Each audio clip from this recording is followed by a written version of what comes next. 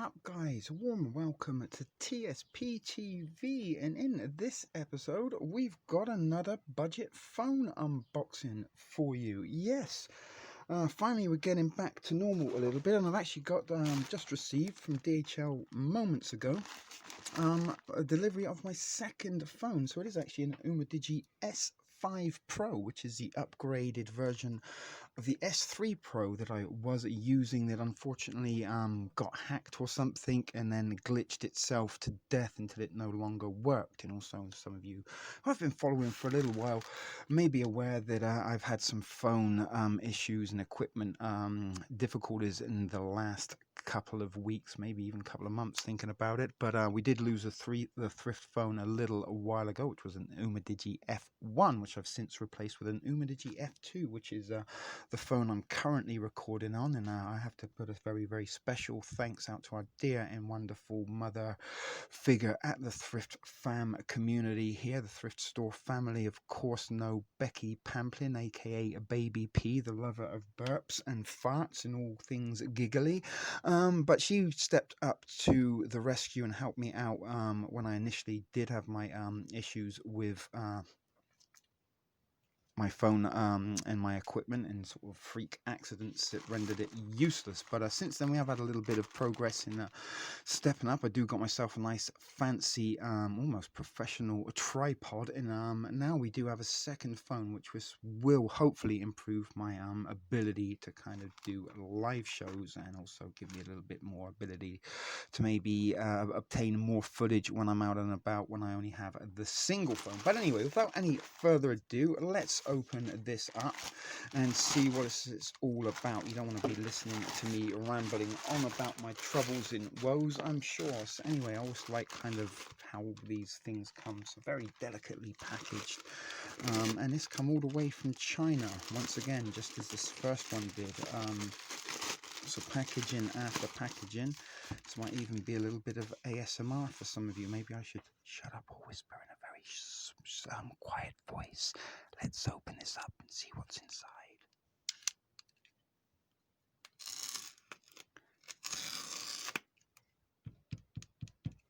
Tapping and stuff and whispering is something that does cause ASMR triggers. So it's in a little bit of a smaller box, I think, than last time, or is it? I don't know. The F1 come in a very similar box, I think, but that's something I do like very much about Umidigi. That it blends in, look, almost camouflage with the thrift store studio. And I do like black, is my favorite color, and I actually kind of like the red on the box. The box itself is a wonderful, wonderful thing. So slide off the sleeve. I have to do just a little bit more slicing open. So this is actually a little bit of a beast of a phone, and for less than I think $300 US, it might even be less than $200, but I don't think so. But it's definitely under $300 US, with the Canadian taxes is about $360. But as I said, it is a beast of a phone. I'm not sure if or not you'll be able to pick that up or read it. There's a little bit of dark lighting issues. It probably won't, but let me just give you a little bit of a rundown. So as a computer inside, which is an MTK Helio G. Goodness, it's far too small for even me to read. Let me get my budget Dollarama reading glasses out. That's better. Okay, so it has a Helio G92 times Cortex A76. 2.5 gigahertz 6 times Cortex A552 gigahertz, whatever that means. It might mean some to you that are a bit more tech savvy, but what that does mean to those who aren't so tech savvy is it actually has a very, very good computer. It's also running on Android 10. Now, in terms of memory, this is where it becomes a beast of a phone. So it's got a 6 gigabyte ROM, which is a pretty sizable ROM, which should handle most of your sort of everyday needs and more. If you're just using your phone for probably Facebook, social media, emails, text messages, WhatsApp, stuff like that, then you've got more than enough RAM to use. But if you're someone like myself who uses your phone for streaming and maybe editing and such forth, then even like this, the 6 gigabyte of RAM is going to give you more than enough power to get through your chores. But this is where it gets really impressive, folks, because its internal built-in memory is 256 gigabytes of memory. That's twice the size of the 126 gigabytes or 128 gigabytes I currently have on the Umidigi F2, which I'm using. So the battery is a 4680 mAh, which is very impressive. That should give you a full day's worth of battery life, even kind of pushing it a little bit to the sort of limits with high definition streaming and stuff like that. But I get a pretty decent. It's got the similar battery in the F2 Umidigi that I'm using currently to record on, and I know that from experience that I can go out and do a good couple of hours recording and streaming out and about in the field, all permitting, whether YouTube decide to allow that or not. But it does give me a lot of life, and I can kind of make it to the end of the day without the phone reaching the kind of critical less than 15%. So the very good memory, has an impressive battery as well. It has a 6.39-inch full HD 1080 230 40 2340, whatever you want to say. So it's got 1080 2340 pixel capacity on the screen. So it's a little bit smaller than the Umidigi F2, which is a 6.5-inch screen. It's kind of the F2 Play is actually kind of designed more for gamers, but as a result it has like a kind of gamer mode built in, and if you kind of use the gamer mode, it does kind of assist a little bit with streaming apps and using it for streaming, which I do use my phone for. So anyway, another beast option of this phone, or say option and not option, beast feature is the camera. Once again, we have a rear camera that has a triple function, as a triple lens capacity, a full 48 megapixel full HD 4K recording capacity, as a macro camera, 16 megapixel macro camera, as well as panoramic and micro lenses on there, and the front camera is a 16 megapixel, so not as high that the F did. The F2 has a 20 megapixel front camera, but this one only has a 16 megapixel camera. But when we unbox this, we will show you the very neat feature with regards to the front camera. So that's about it. It does give you some network details. So for those of you that are interested, for $300 you could probably not get a better phone for this. In fact, for the money, you could probably be a lot better off purchasing this as opposed to maybe a fancy Samsung or iPhone. So let's open it off. Let's take my glasses off because they're already making me feel seasick. So if we can take it straight out, pretty much everything is falling from the case. So that is what it looks like. I love it when phones are brand new like this, factory sealed. Don't know if you can see there. There is the camera setup on the back. As I said, maybe we'll have to figure something out a little bit better about the lighting in the future, but if not, you can see that does look quite impressive. It says on there 48 megapixel quad camera, so it's actually got a quad camera technology as opposed to the one I'm using, which has a tri camera technology on the back. So this will be you know, hopefully the phone that I will be kind of using to do more of the recording on. So I almost hate to do this because it's so beautifully sealed. So once again, it does come with a I don't know why I like doing this for some reason, kind of sticking it on there as a little reminder of how it was when it was fresh and new. Personal little thing. So I'm not sure what this option is here, but it comes, I'm not sure if you can tell, does it have a screen protector? I believe so. It has a screen protector. Now I don't know if you can kind of see, obviously it's got this little flap there, but unlike most phones, it doesn't have, again, it's very difficult to see because everything is black. We've got a little bit of reflection going on, but it doesn't have a cell phone, a hole notch, sorry, not cell phone, a camera notch on the front of the screen. And I don't know if you can see in there, there's a little groove at the top.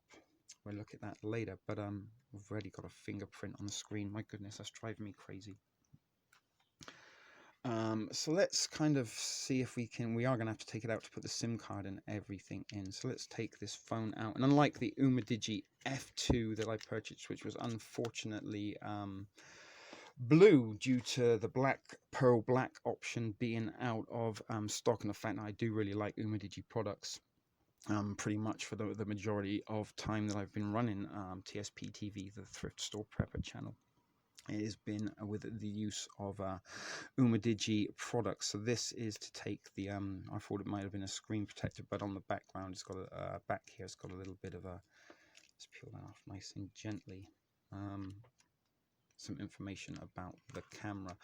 But look at that beautiful crystal blackness there on the back of the screen, very subtle. I'm not sure if this is glass or ceramic, but it feels like, without the case, like a beast of a phone. And I do believe, yes, it has got a screen protector. Unfortunately, I did scratch up my screen protector. Something I hate peeling off is the screen protectors, especially when they come factory sealed. But I did get a few scratches on the F2 that I'm using now on the screen protector, which is kind of why you do have a screen protector, to protect scratches getting on the screen. But I scratched up the screen protector, and it did look a little bit unsightly and annoying. I must admit, for somebody like myself who gets a little bit anal over such things. So already the trouble is with some of this black stuff that it does show fingerprints, and already we've got smears, and I have been out in the sunshine a little bit. So we can turn it on. I will have to obviously put a SIM card in it, set it up to the Wi-Fi, put all my accounts in, things like that. But I just wanted to kind of show you that that's how it comes, kind of, you know, ready to turn on and switch. It is, let me just kind of push it up a little bit smaller, not much, not noticeably so, to the other phone, but the F2 that I'm using, but it's only like a millimeter, I guess, difference in screen size. But you can see there a little bit better that there is no screen notch at all. And obviously now we have to get into this and start and do our setup. If you have SIM cards, insert them now. So at this point, guys, as I said, we'll just put the phone down for a second and leave that there. What else does it come with? It comes with a little instruction manual, as you might expect. It also comes with one of these little tiny, what do you call them? That's for getting your SIM card in and out. You have a little slot that you slide your SIM in. You should know this if you have a phone. And again, I just love all this kind of black cardboard stationery type stuff. So let's kind of leave it a little bit as it was, so to speak. And the other thing it comes with is this charger. Oh, what on earth is this? I'm not sure what that is. It looks like, obviously, it's a charger and extension port, but yeah, tell me, comments below if you know what that one is all about. So that's something I've not seen before with an Umidigi product. And fortunately, this is a US charger. I've had two Umidigi phones that come with the Asian charger, and I had to get an adapter for it. But this one does look as though it comes with a North American charger and a fancy red charger cable, and this is actually a fast charger also, so it will speed up your charging as opposed to a conventional charger. So that's pretty much everything it comes with, very basic. As I said, I really like the fact that Umidigi phones do come with these nice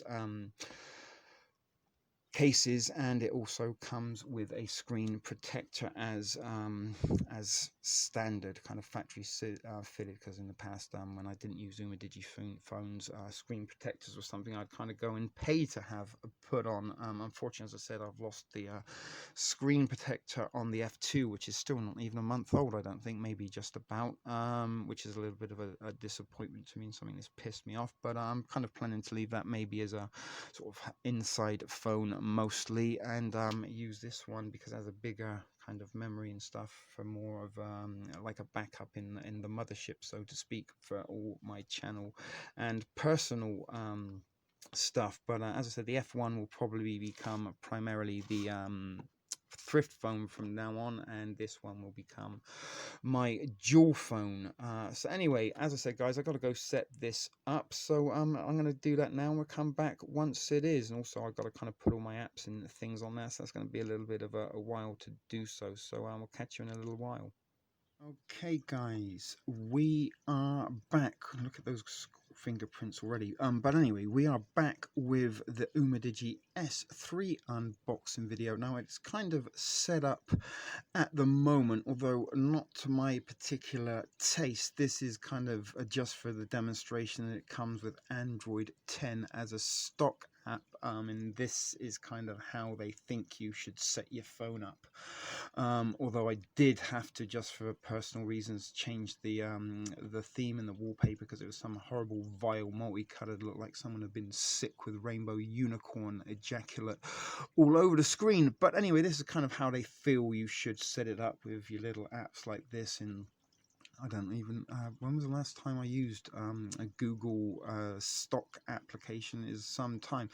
And that's what it looks like. Extremely cluttered, extremely overly colourful with these little kind of comical, clowny type application icons, which does drive me mad. Absolutely, I can't use the stock app whatsoever. But what I do use is, and I actually have a paid version, is an app called Smart Launcher, and that's how I like my phone set up. And already you can see on the home screen how much sleeker and smarter, dare I say even sexier, that is. And you kind of see there, those are the apps that I use the most, or kind of like to leave on my home screen. I got my camera, my browser, Facebook, text, phone, and email. And then this is a side-scrolling application launcher. So you come here, I have my communication apps that I may or may not use, although Signal and Zoom I hardly ever use, or Hangouts. And we go across here, and I've got sort of my internet stuff: eBay, soccer scores, news, PayPal, transit, and Weed Maps. These are some of my media apps. I've got Cyberflix and Mobro. Cyberflix is like kind of a free Netflix, Amazon Prime, Disney Plus, all in one. I don't know what this is all about. YouTube Music, but that kind of is your music app. That's something I noticed on Android 10, that you get YouTube Music instead of a music kind of option. In Drift Music is kind of a free music you can download, listen to playlists, stuff like that. That's my YouTube stuff. Studio, the YouTube app, a couple of streaming things, editor, and screen recorder. These are things that I use to make my thumbnails. And then we go to settings, and the great thing about this is well, you can kind of go here and you have a section where you can hide apps that you don't use. So everything I don't use, I kind of throw in to the hidden section. It doesn't make it as cluttered as the stock Android launcher that you use. But anyway, the phone is something of interest as well. So we've got a very, very fancy phone here. We've got ultra high HD, we have pro mode version, there's even a more option. We have a video option, but the photo option is something I wanted to show you. I don't know if you can see this, but when you change to the selfie camera, did you see that? There's my horrible bald head in the background, but there is, let me take it away for you and get it so it's on the screen. So click to change, up it comes.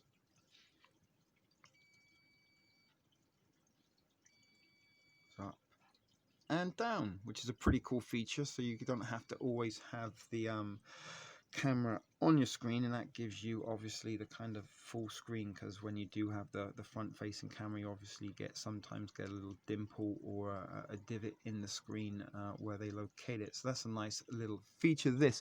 However, there are a couple of things that don't seem to be working on this application. When I used the stock app, this, the where you click this square here to get your recent apps up, this doesn't seem to be working on Smart Launcher, and something that is irritating the living shit out of me. You see that there? The bottom navigation bar is white. Now, if you come over here, again, I love everything to be dark and if not black. And where is it? Where is it? You see this thing here, navigation bar. background color. Choose your color. Now, when it doesn't matter, you can select the color here. You can even go here and change it to whatever color you choose. So pick black. And at the minute is black, but we're gonna go out, go out, go out. You can hide it. Come back to settings, it's still black, but eventually it will change back to white. It won't stay black. It will reset itself to the default white. So I don't know if that's a glitch or something that sort of needs to be featured in an update. Let's go back again, and for now it's doing okay. Let's go and check it to that one, which is the dark color that I really would rather prefer. But something I've noticed, every time I change it, it takes a little while, and then it does in fact reset itself. But there is the setup as it is at the moment. So all it really kind of remains is to give it a little bit of a demonstration, a try out, do some recording with the video, see how good the camera is. Maybe we should let's just do a little demonstrate. Let's get Prepper Baby a little shit.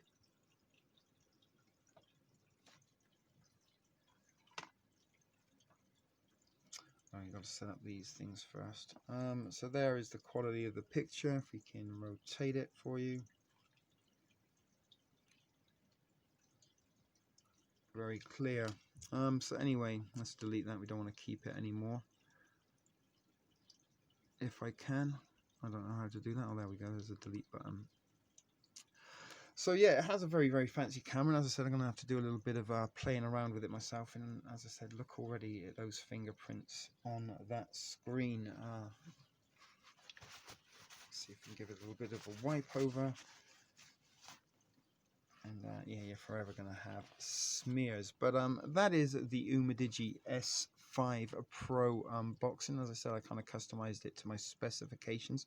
And I think it was Heidi at Disabled in Prepping a little while ago who mentioned something about being interested in maybe customizing her phone and interested in knowing some of the applications that I do use in order to pimp my phone up. Let's not give you my security code. But as I said, that is Smart Launcher 5, which is available on the Google Play Store, which I use as my stock launch, my preferred launcher, as opposed to the stock launcher. All you kind of have to do is swipe by, and then you can categorize your little tabs according to your own personal preference. But I kind of like it. It's minimalist, and the reason I kind of have everything black and white is it actually uses less battery, and the more colorful things you have on your apps, and the Google app, and even the little kind of stupid icons in widgets that you put on your app will drain your battery more than you absolutely realize. That's why I keep everything as minimalistic as I possibly can, and black and white, because that doesn't use as much battery powered. But it is a very nice phone, and certainly for the money, it is a very, very, very a lot of phone for the bucks that you will pay. It does, as I said, has the latest Android on it, has a quad camera that is a system that is run on artificial intelligence. 48 megapixels, will record in full HD, has a hell of a lot of internal memory. I think you can also add an SD card for extended memory. It does have a dual SIM slot. It is unlocked. You can use it on various networks, although not all networks. You might want to check out if you are interested in going in that, if or not it will work on your network. Again, those fingerprints are bugging me. But still, it is a very, very, very nice phone. And although it does have a couple of little annoying glitches at the moment, it might get a little updated. Sometimes it does do when you kind of get a new phone, you unbox it, set it up a few hours after. If there is an update available, they will give it to you. But this phone is pretty much brand new. It's only been out for a couple of months, and as I said, not much else I can really tell you at the moment. I haven't really had much chance to use it. It really was just kind of putting my accounts in applications and getting it set up to my specifications. So anyway, guys, that is the Umidigi S5 Pro unboxing. This is TSP TV. I am the Thrift Store Prepper. This is brought to you by Ship Video Productions. We hope indeed to catch you in another one, and until then, keep it thrifty and remember to always be excellent to each other. Take care, guys, and see you.